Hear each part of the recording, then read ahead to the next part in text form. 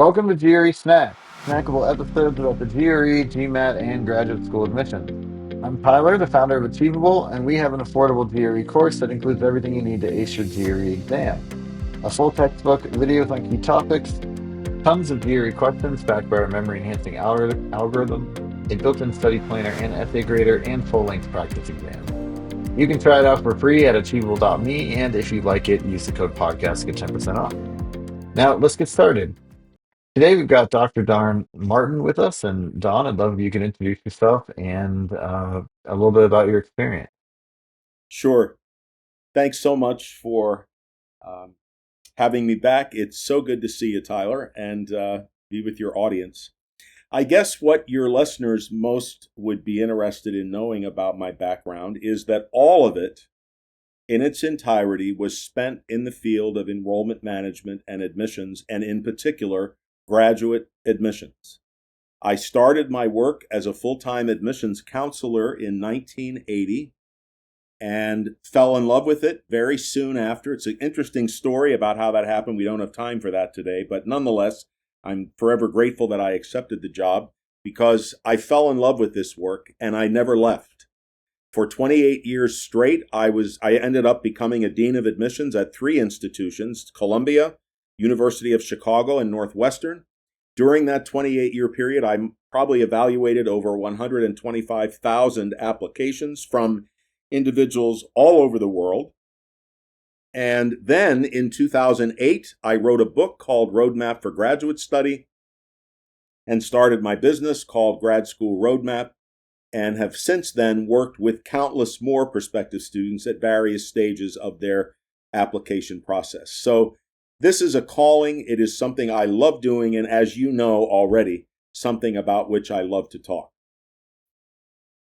Yeah, yeah, I'm really glad to have you on the show with us again, and you would be one of the best people to tell us what are the seven deadly sins of graduate school applications, right? You looked at 100,000 of them. You have probably seen a lot of these time and time again. I mean, let's like take it from the top, right? What's number one? I mean, and what's the biggest one that you want to avoid? Well, it's we're smiling about it, but in a way it's kind of sad because as you're going to see as I share these, Tyler, all of these are completely avoidable. They're not, it's not like this is something you have to really kind of talk to yourself about. Oh, please don't let me do this. They're very simple things, but I could write a book, honestly, about the ways in which these, what I have called the seven deadly sins, occur every single year since well before I wrote my book, and obviously since I did. Obviously, number one is dishonesty. I I wish I didn't even have to talk about this, but the level of dishonest behavior that occurs by applicants during their application process, sometimes it's not only sad, it's frightening. Uh, Yeah. if you have a 3.17 GPA, don't be so dumb as to turn that around on your resume and make it a 3.71 and think somebody isn't going to catch that. How Right. ridiculous! I mean, it's not. We're not even talking. I mean, morally, yes, it's reprehensible, but from a common sense standpoint, do you honestly believe, especially in this day and age, with all kinds of things out there that we know applicants sometimes have allowed themselves to get caught up in, where somebody takes a test for them or writes an essay for them or completes an entire application for them? This stuff is being tracked. Admissions offices are much more astute today. We talked at a prior conversation, Tyler, about anything that has changed maybe in the application process. Here's something that has. Admissions offices are much more astute, and they have to be. And they're much more almost like detectives, making sure that Mhm. the information they're being given is from that applicant and is honest information. And now, is there a temptation to want to cheat on an application? Of course. We're all human. We are all tempted to do things we shouldn't. That's part of the human condition. I'm not talking about that. I'm talking about what you do when that temptation occurs to you. So let's say you have a 3.17 GPA undergrad. You know, as we all do, that's not as competitive a GPA as a 3.7. Absolutely, we know that. But and so you probably are thinking, oh my gosh, everybody out there is going to have a higher GPA than me. They'll never take me. Rather than yielding to the temptation to be dishonest and cheat, explain the low GPA. Take a graduate level course that will show them what you're capable of now. Don't 9 times out of 10 in this day and age, I couldn't have said this 10, 15 years ago, but I can now with certainty. 9 times out of 10, dishonesty is going to be caught. And if it is, you're out. No questions. There's no questions. You're out. And some schools share this information with each other, by the way. When I worked in the business school arena, if we caught a student cheating at the Graduate School of Business, well, now it's called the Booth School of Business at the University of Chicago, I shared that information with my colleagues. So you don't want to, it's not worth it. It's just not worth it. That's number one. Now, do you want me to go on and give a few more? I don't know if you want me to stop so you can ask me. However you want to do this, you tell me. Yeah, it doesn't really matter. Yeah, I mean, let's go on to number 2. Okay. Number 2, again, is so avoidable. It's rude or arrogant behavior. Now, I think sometimes this can happen because of a tremendous amount of information applicants get from admissions committees. Things like, you need to really show us that you believe in yourself and that you're committed and that you have a goal and you know how to attain it and that you've been successful in your life. And so I think sometimes admissions committees do a disservice to prospective students by telling them that, so that they think, my gosh, I have to act like I'm God's gift to the universe when I speak with these people. Let me say something. There is a fine line between confidence and arrogance. A fine line. We've all met people in our lives who are confident. I believe I'm a confident person. I believe in my abilities. I am proud of my accomplishments. But when I go to speak to someone, at least so far, I don't get feedback that leads me to believe that they got the impression that I thought I was better than they were, or that I was the best admissions expert that ever walked the face of the earth, or that I just am so above everyone else. There is a difference. And what you want to focus on is confidence. Rude, or I'll give you one very quick story. Now, this may seem extreme, but goodness gracious. We had an applicant come in to see us at Chicago Booth for an interview. And when this individual found out that they were going to have an interview with one of our student admissions committee members, a second-year student, they went ballistic. They were upset because they wanted to meet with one of the members of our staff. Now, to be truthful, they should have been grateful, because student interviewers are wonderful and talk about a great perspective from a student as you're interviewing with them. But they apparently didn't feel that way, and they went ballistic. They swore at our receptionist. This was back in the days when you brought your applications with you or sent them in the mail. Threw their application at this receptionist and walked out the door. Right there. Well, I mean, you're definitely not going to get in if you throw a tantrum like that. You took the words out of my mouth. I had the pleasure of calling that person about an hour later when I found out who it was. I called them on the phone. And can you believe it? They thought that this was a good thing that I was calling them. That's how arrogant and rude they were. And I said, I'm calling to tell you you've been denied. Your application will not go further. And I explained to them, I said, don't ever do this. You're cutting yourself.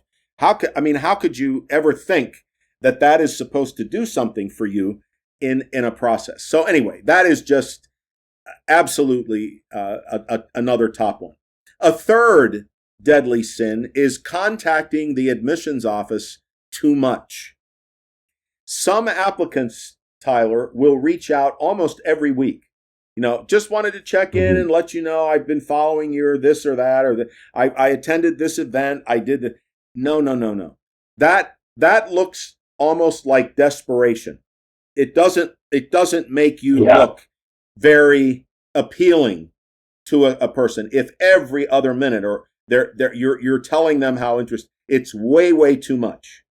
The time to reach out to an admissions committee is if obviously they've reached out to you with a question and you're obviously answering it, or perhaps you have an update to your resume. You just got a promotion and you've already submitted your application. So you want them to know about that. Something to that effect.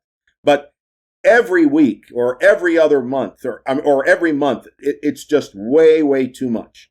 Err on the side of too little contact rather than too much. It does not serve you well. Right. And also, like you said, I mean, I think it's good to demonstrate interest, but I think you've got to remember that there are people on the other line, right? And like they can be annoyed by you the same way that, you'd be annoyed by somebody contacting your job a million times. So, yeah. Exactly. You're absolutely right. Um, Number four of this group is here again. I can't even believe I have to say this, but I do. Not following directions. If you can't follow simple application directions as an applicant, what are you going to do if you become a student there? I mean, this is Right. this is just it's just a no-brainer. And if you are, let me give you a couple of quick examples. If you are asked to submit 2 letters of recommendation, do not submit 5. That you may want to. You may have 5 people who'd like to comment about you, but you were told to submit 2. Now, if you feel that there's just one more person that would make such a difference in commenting on a particular part of your personality or your skill set, you possibly could do that, but have the courtesy to call the admissions office or write to them and ask for permission. Then, of course, Right. if they say yes, you can do it. But don't, if you're asked to submit a 700-word essay, submit a 700 or a few words less or more. You can go over a little bit. We had an applicant at Columbia. We asked them for a 750-word personal statement. Do you know what they sent us? Their 100-page master's thesis. I was stunned. I thought it didn't even have to do with the question in the personal statement. That person was denied Right. immediately. It's like, what planet are you on? How you think we have time to read 100-page dissertation or a thesis from students? No, this is not. Again, this is not rocket science. It's avoidable. So follow if you don't understand a particular direction for whatever reason, reach out and ask. That's some applicants are afraid to do that. They think it'll make them look dumb. It's the opposite. The admissions committee appreciates that. It lets them know that you're taking seriously what they've asked you to do, and they will gladly explain further if they need to. So that's number 4. Right. Number 5 is sending uh, the wrong essays or recommendation letters to a particular school. um, you know, or you send essays that are riddled with errors. Now, one Yeah. typographical error in an essay, that's what we call human nature. That's not the kiss of death. But an application that is riddled with typos or different font sizes or that is completely not answering the question, any of this, you will be denied immediately if this happens. Uh, Especially, obviously, I used to work at Chicago Booth, and one of our competitors was our friends to the north, the Kellogg School of Business. And I used to get essays, and at Mhm. the end of the essay, they would say something like, "And that is why Kellogg has always been my first choice, and if you admit me, I'm coming." Well, my response to that applicant was, "Bye bye. I hope you get in over there because clearly you don't want to be with us." And so again, these are avoidable mistakes, Tyler. These are not, these are very simple things, yet I cannot tell you how often the wrong essays were sent to us or essays riddled with errors. Just, Right. makes no sense. Number 6, we have two more, this one and one more. Asking Sure. asking questions you can answer for yourself. In this day and age, most educational institutions have a wealth of information in the admissions section of their websites. Lots of it. On the application process, on student profiles, on information for international students, on information for reapplicants, whatever it is. There's a wealth of information there. The two questions, if you ask these of an admissions officer at an event or through an email or whatever, I'm telling you, they'll probably make a note of it. We had a system at Chicago Booth where we kept track of things that applicants did that were very commendable or really dumb, whichever end of the spectrum. That was called the orange sheet. And when I opened an application to read it, if somebody had an orange sheet on them, that's the first thing I saw. And you'd be amazed at what some of these things were. But here are two questions. Never, ever, ever, ever do you ask these of any admissions officer at ever any time. Number 1, what are your application deadlines? I know this may sound very strange, Tyler. I'm telling you this because it happens all the time. I used to sit behind a table, a display table at an event, an MBA event or a graduate school event, and think to myself, you mean to tell me you spent all the time coming to this event, coming up to my table to ask me what are my deadlines? That's your big question for me. The second one is even worse. Do you offer financial aid? I mean, I honestly, I never did it because it would have been unprofessional, but I was so tempted to say, no, you have to pay cash. I was like, what in the world are you have to pay me thinking? only in pennies. Exactly. I mean, and yet this would be asked of students. And this isn't perspective. This isn't high school students getting ready for college. This is prospective graduate school students asking this question. So again, make sure here's a good question. You offer a foreign study exchange program over in France.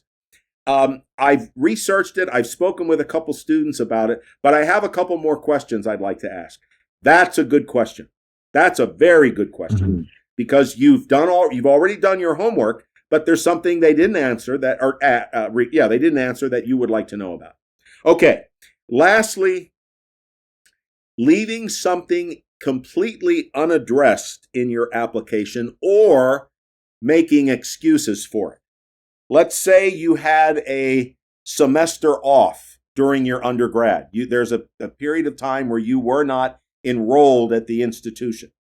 Let's say you have a break in your work history, 2 years unaccounted for. You weren't working for those 2 years.